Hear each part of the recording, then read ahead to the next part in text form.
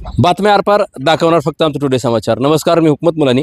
वेगळे विषय, वेगळ्या चर्चा, वेगळ्या मुलाखती. मी तुम्हाला दररोज एक वेगळ्या विषयात आमचं उस्मानाबाद धाराशिवचं 1 नंबरचं चॅनल आहे. या चॅनलचे व्ह्यूअर्स 3,58,00,000 व्ह्यूअर्स आहेत. आता सबस्क्राईब करा. वेगळ्या विषयात घेऊन जातो मी तुम्हाला. आता आज ढोकी गावामध्ये मोठी बातमी आहे. मी तुम्हाला मोठा विषय झालेला आहे, मी तुम्हाला दाखवणार आहे. 21 कावळ्याचा मृत्यू झाला आणि त्याच्यामधले 2 कावळ्याचा नमुना तपासण्यात आला. त्यांचा मृत्यू कशामुळे झाला तर ते बर्ड फ्लूनं मृत्यू झाल्याचं निदान झालेलं आहे. आता मी ढोकीच्या पशुवैद्यकीय दवाखान्यामध्ये आहे. नेमकं हा जो आजार आहे, हा आजार कावळे इथं दगावले आणि त्याचं सॅम्पल पाठवण्यात आलं. नेमकं कुठून तपासणी करण्यात आली, कशी तपासण्यात करण्यात आली, एरिया कोणता होता, काय घटना, याबाबत सविस्तर माहिती सांगणार आहे मी तुम्हाला. आपल्यासोबत या पशुवैद्यकीय दवाखान्याचे डॉक्टर, काय सांगाल सर? तुम्ही इथलेच आहेत का, कुठले आहेत? मी डॉक्टर शेळके. बरं, कुठले आहेत तुम्ही? मी पशुधन विकास जिल्हा पशुवैद्यकीय सर्व चिकित्सालय धाराशिव. अच्छा. बरं, मला सांगा, आता इथं 21 कावळे दगावले आणि त्याची माहिती आम्हाला मिळाली की त्याच्यामधले काही कावळे सॅम्पलला पाठवले तुम्ही आणि ते बर्ड फ्लू त्या कावळ्यांना झाला होता, अशी माहिती आहे. सोशल मीडियावर पोस्ट फिरतात. नेमकं खरं काय? हा, अगदी हे खरं आहे. साधारणतः 21 तारखेला मला अशी माहिती मिळाली आणि निदर्शन आलं की इथं कावळ्यांची मरतूक सुरू झालेली आहे. तर आम्ही दररोज काही ना काही कावळे अशी मरतूक होत होती. पण आम्ही अगदी सुरुवातीलाच हे कावळ्यांचे शेव भोपाळला पाठवले आणि त्याचं बर्ड फ्लूसाठी तपासणी केली असता ते होकारार्थी निष्कर्ष आपल्याला कालच 5 वाजता आपल्याला प्राप्त झालेले आहेत. बरं, पण कुठं मेले कावळे, कोणत्या एरियात होते? तर आता इथं जे कावळ्यामध्ये जे मरतूक झालेली आहे त्यात काही कावळे हे सुभाषराव देशमुख ढोकी यांच्या घराच्या परिसरामध्ये आणि पोलीस ठाणे ढोकी यांच्या परिसरामध्ये असे मरतूक झालेले कावळ्यांचे आहे. अच्छा, किती इकडे किती तिकडे किती, काय तसा आकडा? साधारणतः 50-50 आहेत ते. पण मला सांगा, आता त्याच्यापासून आता हे कावळे दगावलेले आहेत, मग याची सुरक्षितता म्हणून प्रशासनानं काय यंत्रणा राबवली तिथं? काय तो एरियाची कशी पाहणी केली? कोण अधिकारी पोहोचले होते तिथं? हां, तर आता हे एकतर काय की हे कावळ्यामध्ये आहे म्हणजे हे कावळे वाईल्ड पक्षी आहेत आणि साधारणतः या दिवसामध्ये स्थलांतरित जास्त होत असतात. आणि हे जे 2 ठिकाणं आहेत, पोलीस ठाणे आणि सुभाषराव देशमुखाचं हे घर, या परिसरातले जे मोठमोठे झाडं आहेत, ते इंग्रजी चिंचेची झाडं, वडाची झाडं वगैरे असे आहेत. आणि थोडंसं पक्ष्यांसाठी तिथं एक थोडंसं चांगलं वातावरण असल्यामुळं जास्तीत जास्त रहिवास त्या कावळ्यांचं तिथं आहे. आणि त्यामुळं हे जे इन्फेक्टेड कावळे आहेत या ठिकाणी मरतूक झालेली आहे त्याची. ह्या अनुषंगानं सुरक्षा घेणं फार महत्त्वाचं आहे.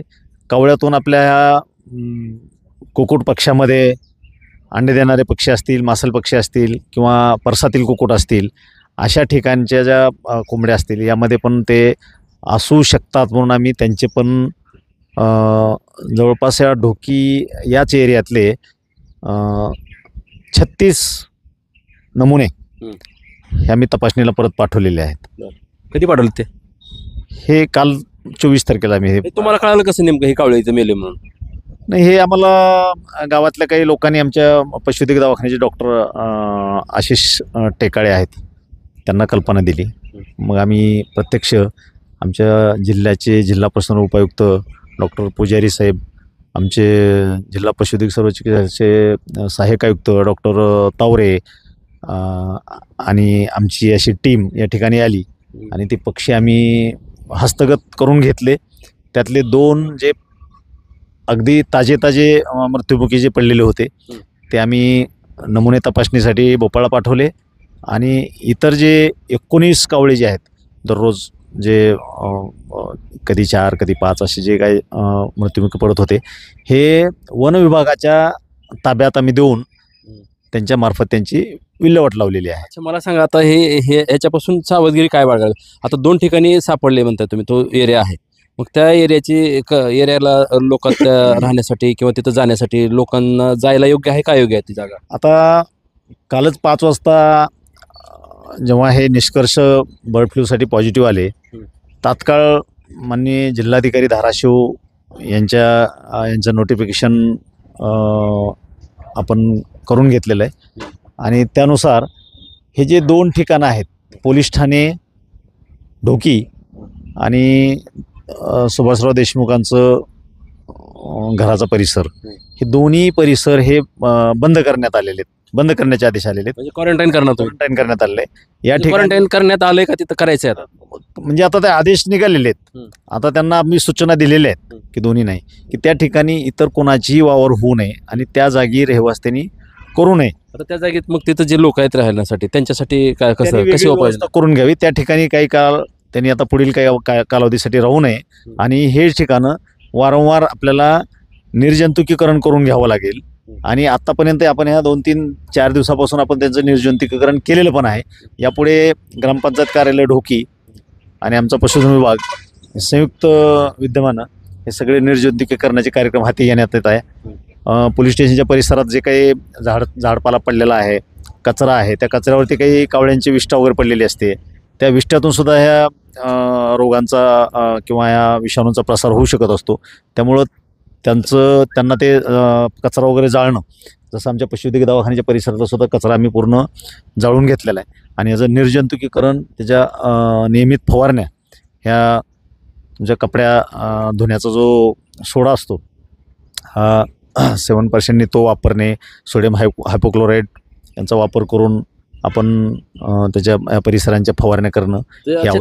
त्या कावळ्यापासून कसा संसर्ग होतो प्राण्याला, पक्ष्यांना? कावळे फिरस्ते येतात, कावळे पाणी पितात किंवा कुठं तर त्यांचे विष्ठा वगैरे टाकली जाते.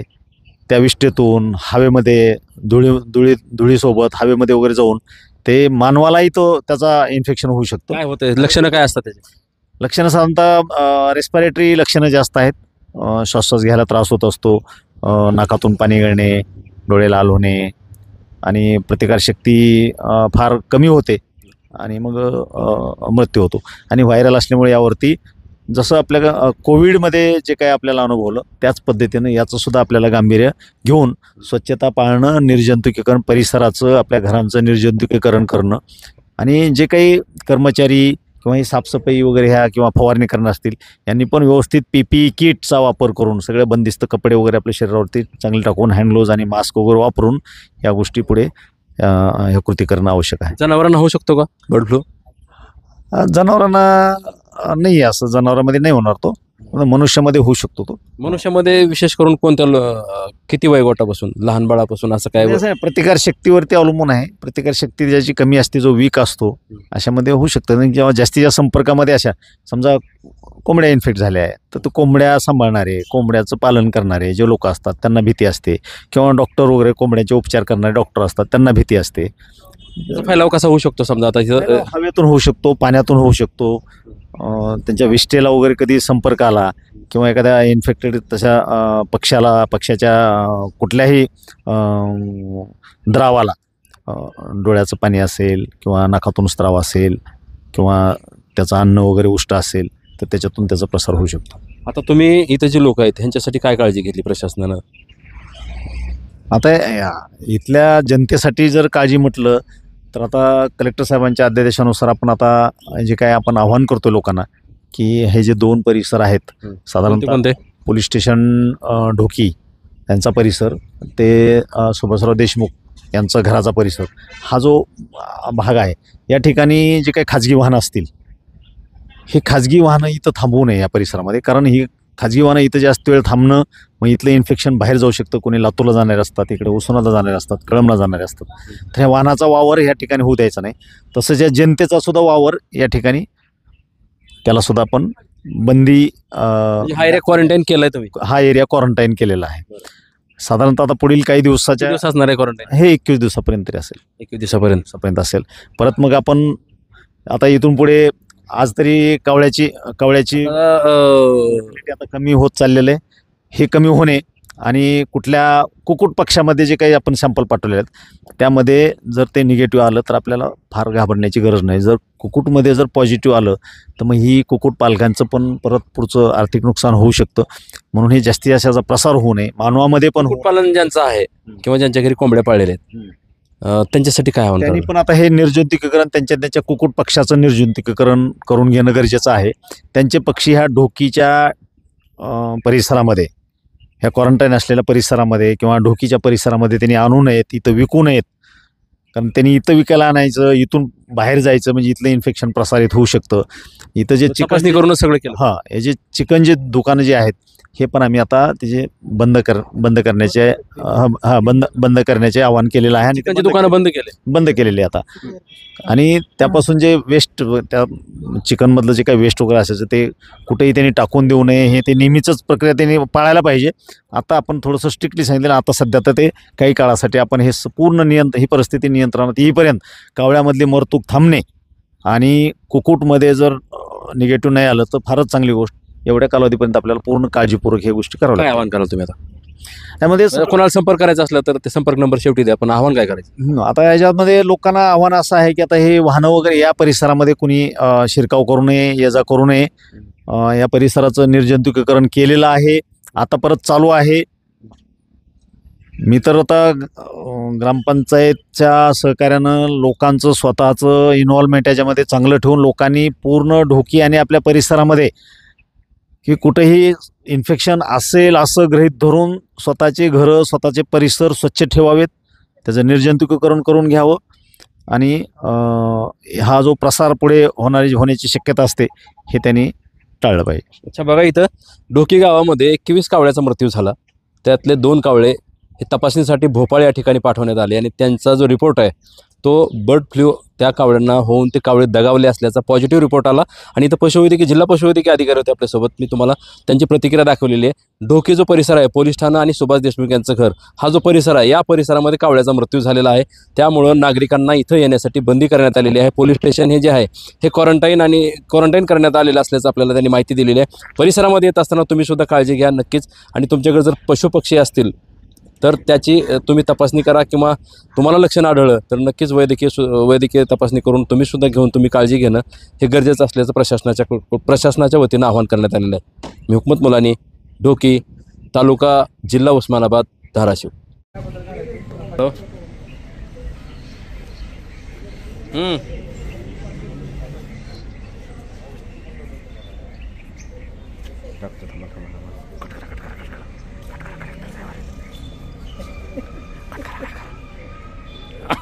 बरोबर.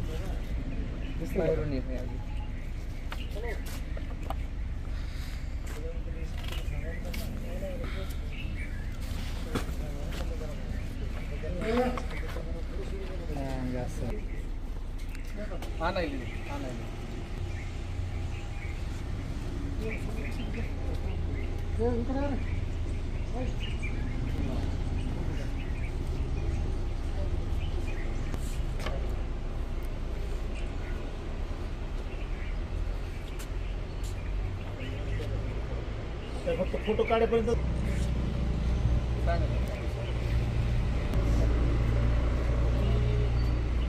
या ठिकाणी पोलीस स्टेशनचा परिसर आणि हे सुभाषराव देशमुखांचं घराचा परिसर या ठिकाणी साधारणतः 21 तारखेपासून ढोकी पोलीस स्टेशनच्या परिसरात आणि सुभाषराव देशमुख यांच्या घराच्या परिसरामध्ये काही कावळ्यांची मृत्यू झालेली. ही कावळ्यांचे काही शव आपण तपासणीसाठी पाठवले आणि त्या अनुषंगानं बर्ड फ्लूसाठी ते होकारार्थी पॉझिटिव्ह आलेले आहेत निष्कर्ष. आणि त्यामुळं आता यापुढे हा कावळ्यात असलेला हा जो बर्ड फ्लू आहे हा कोंबड्यामध्ये जाऊ नये किंवा आपल्या मनुष्याकडे येऊ नये यासाठी पुढची आपल्याला काही काळजी घ्यायची. त्या काळजीपैकी एक की हा जो परिसर आहे तो चांगला निर्जंतुकीकरण झालं पाहिजे आणि त्यासाठी आपल्याला फवारणी करणं आवश्यक आहे. सोडियम हायपोक्लोराईड जे आम्ही तुम्हाला देणार आहे ते व्यवस्थित चांगल्या प्रमाणामध्ये ते फवारणी करायची.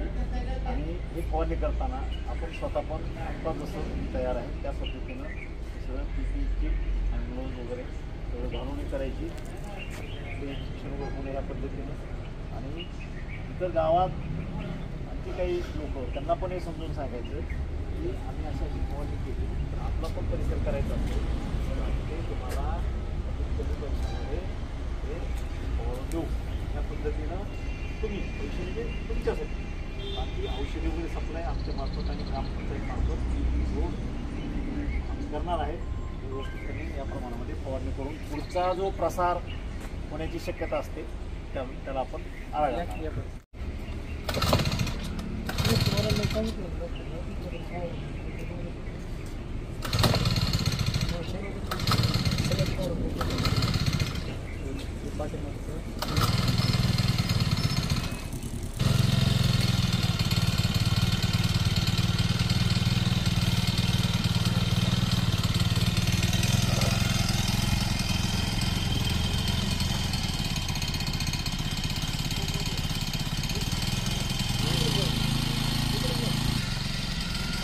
धरा धरा ती पडेल भिडेल मागं.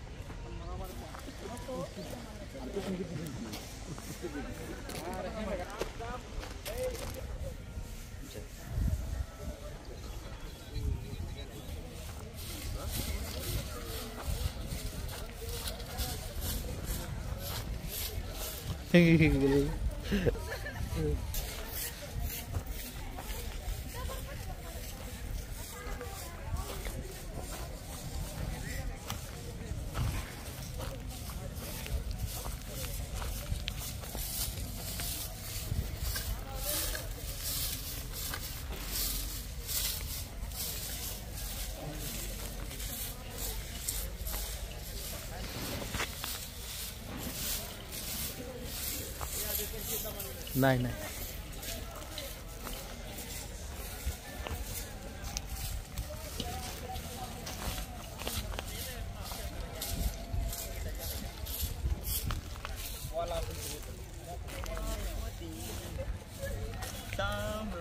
बातम्या दिसणार.